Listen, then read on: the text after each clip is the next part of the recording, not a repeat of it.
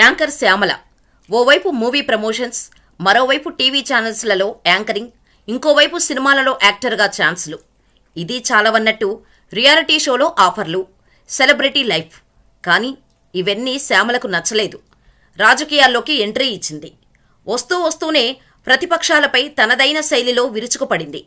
సినిమాలలో కౌంటర్ ఇచ్చినట్టు కాదు కదా, ప్రతిపక్షాలు ఊరుకో కదా, రివర్స్ కౌంటర్స్ ఇచ్చాయి. శ్యామల న్యూడ్ పిక్స్ అంటూ అమెరికాలో సెక్స్ రాకెట్లో ఈమె ఉందంటూ వార్తలు వచ్చాయి. మరి శ్యామల లైఫ్లో ఉన్న చీకటి నిజాలేంటి? లైఫ్లో తనకున్న రిగ్రెట్స్ గురించి చెబుతూ ఎందుకు ఎమోషనల్ అయింది? Watch the story. కాకినాడలో ఓ బ్రాహ్మణ కుటుంబంలో 1989 నవంబర్ 5న పుట్టింది శ్యామల. తల్లి సుజాత, తండ్రి రామకృష్ణ. ఎన్నో పూజలు వ్రతాలు చేసిన తర్వాతే శ్యామల పుట్టిందని చెబుతుంటారు వారి బంధువులు. ఎందుకంటే సుజాత రామకృష్ణలకు పెళ్లైన 23 ఏళ్ల తర్వాత పుట్టింది. దీంతో అల్లారుముద్దుగానే పెంచారు. కానీ దురదృష్టం వెంటాడి శ్యామల పుట్టిన ఏడాదికే తండ్రి చనిపోయారు. అప్పటి వరకు ఇంటి గడప దాటి బయట అడుగు పెట్టని సుజాతపై కుటుంబ పోషణ భారం పడింది. కూతురు భవిష్యత్తు కోసం పనిలో చేరాలని అనుకుంది. అలా తనకు తెలిసిన వారి ద్వారా ఓ ఆసుపత్రిలో ఆయాలా పనికి చేరింది. అలా వచ్చిన డబ్బు కేవలం కుటుంబ పోషణకే సరిపోవటంతో శ్యామలను గవర్నమెంట్ స్కూల్లోనే జాయిన్ చేసింది సుజాత. అలా కాకినాడలోని గవర్నమెంట్ స్కూల్లోనే చదువుకుంది శ్యామల. బ్రాహ్మణ కుటుంబం నుంచి వచ్చినా చదువు అంతంత మాత్రంగానే ఉండేది. కానీ కల్చరల్ యాక్టివిటీస్లో మాత్రం ముందుండేది. అలా చిన్నప్పటి నుంచే డాన్సులు వేయటం, పాటలు పాడటంలో నెంబర్ 1గా ఉండేది. అంతేకాకుండా ఏదైనా నాటకం వేస్తే ఫస్ట్ ప్రైజ్ తనకే వచ్చేది. అంతలా యాక్ట్ చేసేది శ్యామల. ఇక చుట్టుపక్కల ఉండే ఫ్రెండ్స్, టీచర్సు మెచ్చుకోవటంతో మనసంతా యాక్టింగ్ వైపు మళ్ళింది. దీంతో చదువు అటకెక్కింది. అలా 10వ తరగతి ఫెయిల్ అవటంతో తనకు చదువంటే ఇంట్రెస్ట్ లేదని, తాను సినిమాల్లోకి వెళ్తానని చెప్పింది. అయితే అంతకుముందే ఓ సీరియల్లో యాక్ట్ చేయటం కోసం ఆడిషన్కు వెళ్లినా సెలెక్ట్ కాకపోవటంతో ఇంటికి వచ్చేసింది శ్యామల. ఇక యాక్టింగ్ వైపు వెళ్తానని కూతురు చెప్పినప్పుడు తల్లి సుజాత మొదట ఒప్పుకోలేదు. నువ్వు అక్కడ ఇమడలేవు అని చెప్పి చూసింది. కానీ శ్యామల మొండిపట్టు పట్టడం, కుటుంబ ఆర్థిక పరిస్థితి అంతంత మాత్రమే కావటంతో నీ ఇష్టమని చెప్పేశారు సుజాత. అలా 2005లో హైదరాబాద్కు వచ్చేసింది శ్యామల. తల్లిని వెంట పెట్టుకుని ఎన్నో సినిమాల ఆఫీసుల చుట్టూ, డైరెక్టర్ల ఆఫీసుల చుట్టూ తిరిగింది. కానీ సినిమాలలో ఛాన్సులు రాలేదు. దీంతో బుల్లితెరపై అవకాశాల కోసం ప్రయత్నాలు మొదలుపెట్టింది. సరిగ్గా అప్పుడే దూరదర్శన్లో స్టార్ట్ అవ్వబోతున్న వివాహ బంధం సీరియల్కు ఆడిషన్ ఇస్తే అందులో చిన్న క్యారెక్టర్ ఇచ్చారు. ఇక ఇందులో యాక్ట్ చేస్తున్నప్పుడే అక్కడే పనిచేసే ఓ మేనేజర్తో అయిన పరిచయంతో లయ అనే సీరియల్లో మెయిన్ క్యారెక్టర్ చేసే అవకాశం వచ్చింది. ఓ పక్క తెలుగు సీరియల్స్లో యాక్ట్ చేస్తూనే మరో పక్క తమిళ సీరియల్స్లో కూడా నటించడం మొదలుపెట్టింది శ్యామల. కానీ అనుకున్నంత ఫేము, డబ్బు మాత్రం రాలేదు. దీంతో ఫ్యామిలీ ఆర్థిక కష్టాలు మాత్రం పోలేదు. ఈ క్రమంలోనే జగదేక వీరుడు అతిలోక సుందరి అనే సీరియల్ తెలుగులో మొదలైంది. అక్కడే తన తోటి యాక్టర్ నరసింహారెడ్డి పరిచయం అయ్యాడు. అప్పటికి తన వయసు కేవలం 17 ఏళ్లు మాత్రమే. ఇక వీరి పరిచయం కాస్త ప్రేమగా మారింది.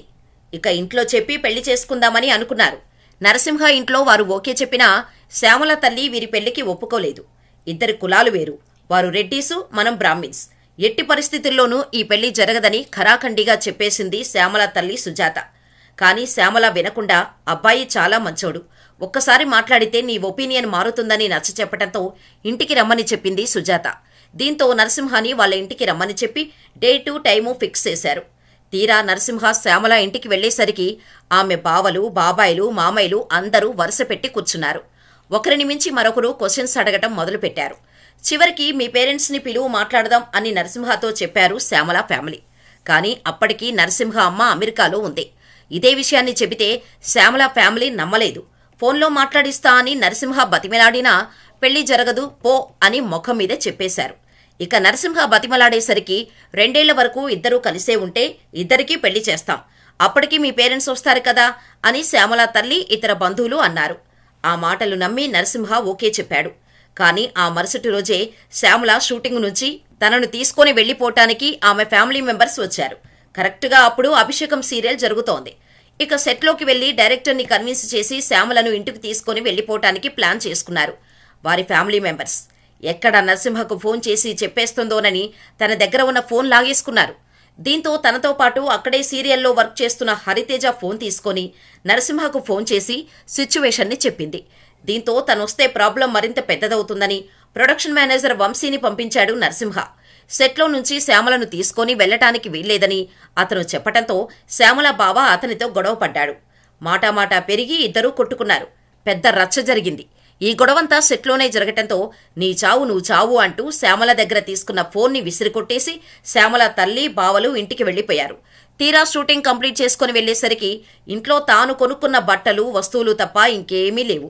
ఇక భయంతో నరసింహకు ఫోన్ చేస్తే తాను వచ్చి శ్యామలను వాళ్ళ అక్క వాళ్ళ ఇంట్లో పెట్టాడు. గొడవలు రాకుండా ఉండాలంటే పెళ్లి చేసుకోవాలని అనుకున్నా. శ్యామలకు 18 ఏళ్లు నిండలేదు. ఒకవేళ పెళ్లి చేసుకుంటే లీగల్గా ప్రాబ్లం అవుతుందని 18 ఏళ్లు నిండే వరకు వెయిట్ చేశారు. ఇక పెళ్లి డేట్ ఫిక్స్ అయ్యాక తల్లి దగ్గరకు వెళ్లినా ముఖం చూడలేదు. పుట్టింటి తరపున ఫ్యామిలీ ఎవరూ శ్యామల పెళ్లికి వెళ్లలేదు. పెళ్లి మరో గంటలో ఉందనగా తల్లికి ఎన్నిసార్లు ఫోన్ చేసినా లిఫ్ట్ చేయలేదు. దీంతో తల్లి లేకుండానే శ్యామల పెళ్లి చేసుకుంది. కానీ పెళ్లయ్యి బాబు పుట్టాక శ్యామల తల్లి సుజాతకు నమ్మకం కుదిరి వీరి ఫ్యామిలీతో కలిసిపోయింది. దాదాపు పెళ్లైన 2 ఏళ్ల తర్వాత తన తల్లి వచ్చిందని, తల్లి ఒప్పుకునే వరకు పెళ్లి చేసుకోకుండా ఉండాల్సిందని, అట్లీస్ట్ పెళ్లికి వచ్చి అక్షంతలు వేయాలని బతిమిలాడినా బాగున్ను, ఇదొక్కటే నా లైఫ్లో ఉన్న రీగ్రెట్ అంటూ శ్యామల ఓ ఇంటర్వ్యూలో చెప్పింది. ఇక పెళ్లి తర్వాత సినిమాలలో ట్రై చేయటం మొదలుపెట్టింది. ఈలోపే ఇద్దరు విడాకులు తీసుకోబోతున్నారంటూ చాలా వార్తలు వచ్చినా అవేమీ పట్టించుకోలేదు శ్యామల. ఇక ఈ క్రమంలోనే లౌక్యం, ఎవడు, మిస్టర్, ఒక లైలా కోసం మూవీస్లో అక్క, వదిన, భార్యగా క్యారెక్టర్స్ చేసే అవకాశం వచ్చింది. అలా సినిమా డైరెక్టర్లతో పరిచయం కావటంతో ఆడియో ఫంక్షన్స్కి యాంకరింగ్ చేసే అవకాశాలు వచ్చాయి.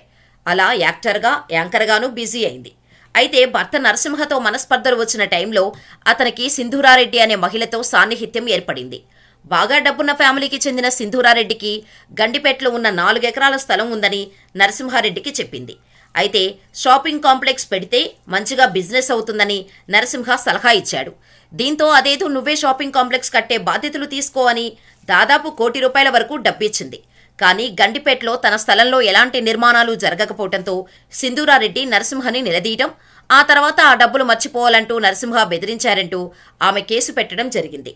దీంతో అప్పటి వరకు తమ మధ్య ఉన్న గొడవలను పక్కన పెట్టేసిన శ్యామల భర్త కోసం రంగంలోకి దిగింది. న్యాయం కోసం పోరాడింది. చివరకు శ్యామల భర్త నరసింహకు అనుకూలంగానే తీర్పు వచ్చింది. ఇక ఆ తర్వాత వరుస పెట్టి సినిమాలలో అవకాశాలు రావటంతో ఇక బుల్లితెరను వదిలేసి సినిమాలో సెటిల్ అయిపోతుందని అందరూ అనుకుంటున్న టైంలోనే శ్యామల వైసీపీలో చేరి బిగ్ ట్విస్ట్ ఇచ్చింది. వైసీపీలోకి చేరడమే కాకుండా 2024 ఎన్నికలలో వైసీపీ తరపున ప్రచారం కూడా మొదలుపెట్టింది. ఇక ప్రచారంలో భాగంగా పవన్ కళ్యాణ్పై, చంద్రబాబుపై తీవ్ర స్థాయిలో కామెంట్ చేయడమే కాకుండా గుంటనక్క, తోడేలు అంటూ ఒక పిట్ట కథను చెప్పింది. దీంతో శ్యామలపై ట్రోలింగ్ మొదలైంది. కొన్ని ఫోటోలను మార్ఫింగ్ చేసి శ్యామల న్యూడ్ పిక్స్ అంటూ సోషల్ మీడియాలో వైరల్ చేశారు. అంతేకాకుండా అమెరికాలోని హోటల్లో నువ్వు నడిపిన సెక్స్ రాకెట్ గురించి మాకు తెలుసు, నీలాంటి వారు టీడీపీ, జనసేన గురించి మాట్లాడే హక్కు లేదంటూ కౌంటర్ అటాకులు మొదలయ్యాయి శ్యామలకి.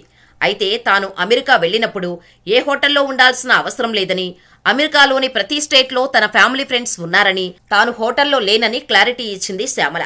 అయినా సరే శ్యామల మీద ట్రోలింగ్ మాత్రం ఆగలేదు.